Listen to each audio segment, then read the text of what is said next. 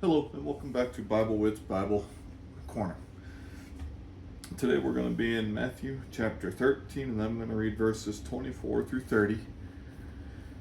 But before I do that, I don't know if I've said this in a previous video or not, but I feel like whether I have or haven't, I feel like I need to say it now.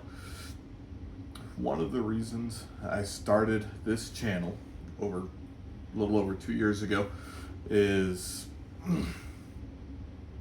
maybe a little over 3 years ago, I forget, it's been a while anyway, is I at the time was looking on YouTube trying to find Bible related stuff. Well, shame on me, I wasn't looking very hard because it was all over YouTube back then.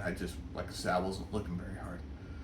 So I started this because I wanted to see more Bible content. Well, in that sense, it worked. As I started this channel, I started seeing a lot more Bible discussion stuff come up on YouTube, and I absolutely love it.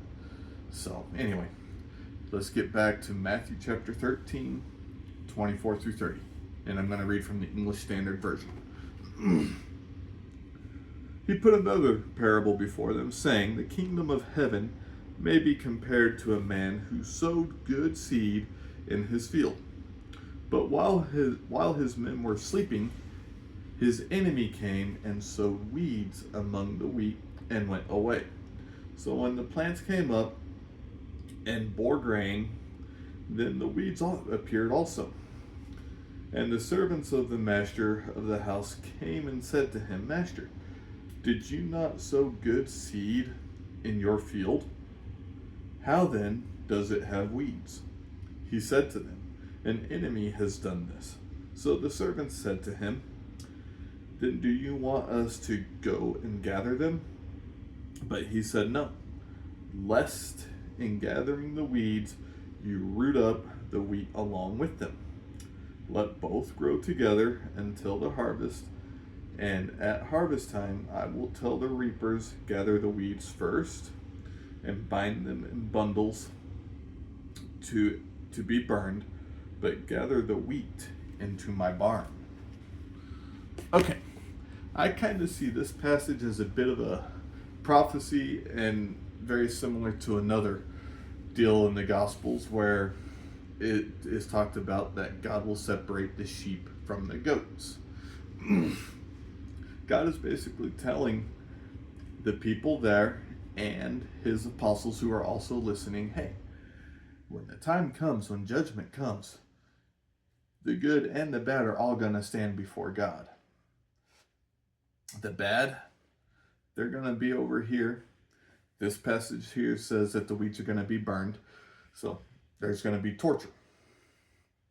The good, they're going to be gathered to my barn. God has prepared a place for us in heaven. Now, a barn is used here because it's a farming analogy.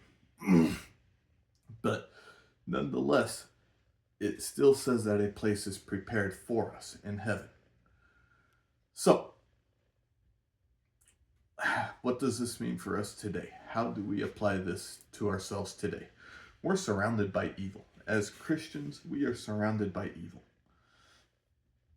And along with a lot of that evil, there are some Christians that are struggling. They're slightly attached to some of this evil. So if we get rid of it, we might get rid of those fellow Christians along with it. Okay, that might be a very loose interpretation. Someone might be able to explain that a little bit better than me. But at least my understanding of that is exactly what I said. So if we try to get rid of this evil, and this individual here might be attached, they might be so attached, as with the weeds and the wheat, their roots are intertwined.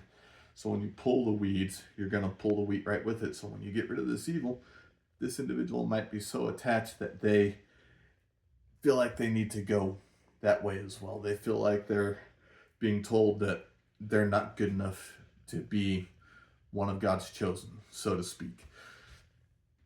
So, as we go through, as we proclaim God's word, Yes, we need to warn people of evil. Yes, we need to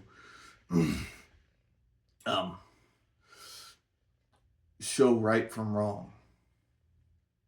But it's not our place to say, you're going to heaven, you're not going to heaven. That's not our place. That's God's. And I think that's another part of this. That's another part of what Jesus is saying is, hey, God is going to say that this is how it's going to be divided. So, with that, always encourage people. Always seek out to find ways to help those around you that need help. If you are watching this video and you have not found a church yet, please find a local church. Talk to the deacons, talk to the elders. Be sure, if you want to start attending church, make sure that church is biblically sound before you commit to it. It needs to be biblically sound. I hope you find encouragement in this, and I hope you have a wonderful, God-centered day. Bye.